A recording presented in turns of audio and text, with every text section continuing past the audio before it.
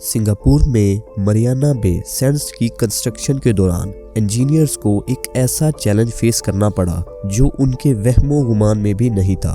Building design के हिसाब से इसमें 3 टावर्स के ऊपर एक स्काई पार्क भी बनना था, जिसका साइज यूएस नेवी के निमिट्स एयरक्राफ्ट कैरियर से भी ज्यादा बड़ा होना था। एंड उस टाइम पर जब 3 टावर्स के ऊपर स्काई पार्क बनने का वक्त आया तो इंजीनियर्स ने बिल्डिंग के डिजाइन में एक मेजर फॉल्ट पकड़ लिया। फॉल्ट ये था कि तूफान की सूरत में तीनों टावर्स के टॉप वाले हिस्से 200 मिलीमीटर तक झूल सकते हैं, और इस कंडीशन में अगर इसके ऊपर लाखों टन वजनी स्काई पार्क बनाया गया तो इसमें मौजूद 15 लाख लीटर पानी से भरे स्विमिंग पूल में किसी भी वक्त क्रैक पड़ सकते हैं, और इसके नतीजे में जो तबाही होगी उसको इमेजिन करना भी काफी मुश्किल है।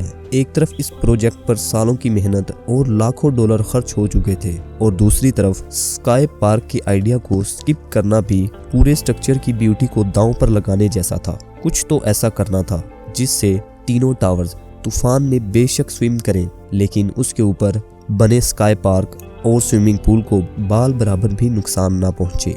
मरियाना बे सैंड्स की कंस्ट्रक्शन के दौरान ये खड़ा होने वाला एक ऐसा मसला था जो पूरी कंस्ट्रक्शन टीम और आर्किटेक्चर टीम को महंगा पड़ रहा था। लेकिन फिर हुआ एक चमत्कार। ज़ेम टीवी की वीडियोस में एक बार फिर से खुशामदीद। नाजरीन, सिंगापुर एक ऐसी कंट्री है जिसमें सिर्फ एक ही सिटी है और वो है सिंगापुर, क्योंकि ये पूरी कंट्री इतनी छोटी है कि इसका एरिया इंडिया के शहर मुंबई से थोड़ा बड़ा है, जबकि पाकिस्तान के कैपिटल इस्लामाबाद से भी थोड़ा छोटा है। सिंगापुर मरियाना बे सैंड दुनिया के कई कॉम्प्लिकेटेड प्रोजेक्ट में से एक है, और इसी वजह से इसको इंजीनियरिंग का मास्टरपीस भी कहा जाता है। इंजीनियर्स को सिर्फ एक बिल्डिंग नहीं बल्कि पूरी 3 बिल्डिंग्स खड़ी करनी थी, ऐसी बिल्डिंग्स जिनका एक हिस्सा झुका हुआ होगा और वो भी दूसरे हिस्से के सपोर्ट में। $8 बिलियन या फिर 60,000 करोड़ रुपए की लागत से बनाए जाने वाले इस प्रोजेक्ट में 680 फीट ऊंची 3 बिल्डिंग्स के साथ साथ एयरक्राफ्ट कैरियर से भी बड़ा स्काई पार्क, 200 फीट ऊंचा आर्ट म्यूजियम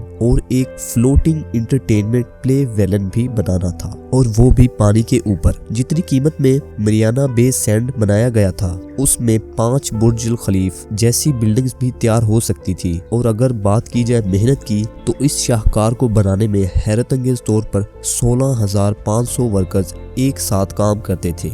समंदर के किनारे गीली मिट्टी पर फाउंडेशन बनाने से लेकर एक खास एंगल पर कर्व शेप स्ट्रक्चर और उसके ऊपर अनोखा स्काई पार्क बनाने तक कंस्ट्रक्शन वर्कर्स और इंजीनियर्स को कई ऐसे चैलेंज का सामना करना पड़ा जो न सिर्फ उनकी लाइफ का पहला चैलेंज था, बल्कि आज से पहले ऐसे चैलेंज दुनिया के किसी प्रोजेक्ट में सामना नहीं किया गया था। आइए एक एक करके इन तमाम चैलेंजेस और उनके सॉल्यूशंस पर नजर डालते हैं। चैलेंज नंबर 1, मरियाना बे सैंड को बनाने के पीछे अमेरिकन बिजनेस टाइकून और लास वेगास सैंड्स कॉर्पोरेशन के मालिक शेल्डन एडल्सन थे, जिनका शुमार फोर्ब्स मैगजीन की रिचेस्ट लिस्ट में भी होता है। एडल्सन यहाँ एक ऐसा प्रोजेक्ट बनाना चाहते थे जो सिंगापुर की पहचान बन जाए। अब जाहिर है इस किस्म का प्रोजेक्ट बनाने के लिए इसका डिजाइन भी काफी तगड़ा होना चाहिए। इस काम के लिए मोशी शेफ्टी जैसे आर्किटेक्चर्स से बेहतर और कोई ऑप्शन नहीं था।